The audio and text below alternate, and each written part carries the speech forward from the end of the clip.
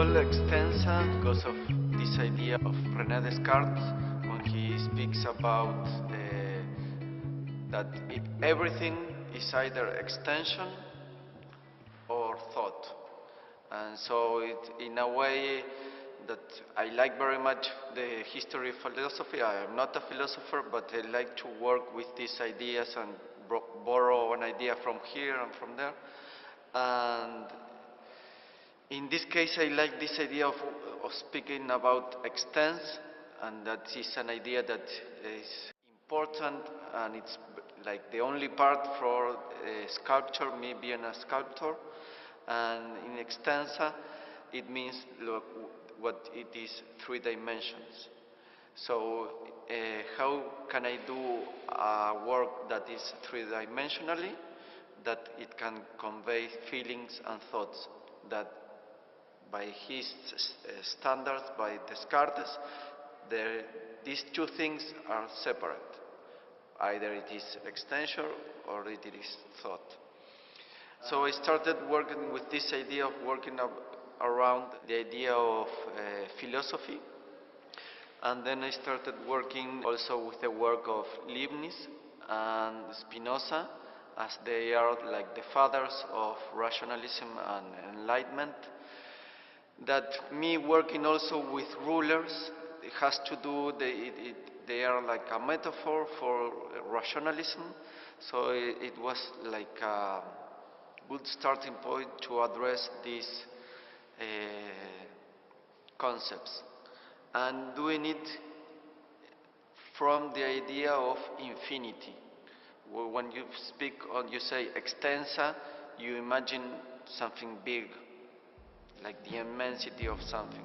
So I was okay, I want to do works that are bigger than myself, that they work like in a big space, but working them from very little things. So it has to do also with this idea of infinity from very little things.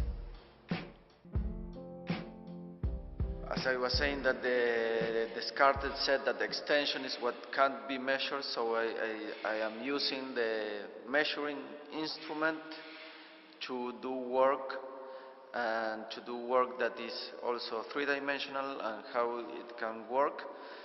And also it's related to this idea of the infinity and how in the theory of mathematics infinity has been like a problem until the early 1900s with the work of Cantor and then Gödel and Turing, that they like demonstrated that the basics and the base of mathematics is illogical.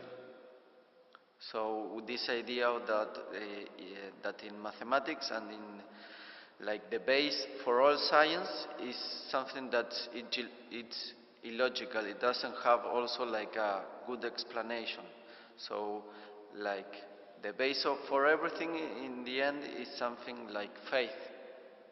And so it goes also to the work, to the idea of rationalism and enlightenment. Usually enlightenment, the symbol is either a candle or a lamp, like the light of reason. And here I am playing a lot with shadows, like this one on the back. It's like a half chandelier and old, and it's not giving light, but it is giving shadow, or the shadows multiply itself. In a way, I am working with the shadows or like very light elements that you confuse them between the shadow and the object in front, so they become like an illusion, like the object becomes an illusion between the shadow. Where you are, maybe you will see first the shadow than the object, or the reflection of something of the piece before you see the actual materiality, like the steel of the ruler or the metal of the measuring tape.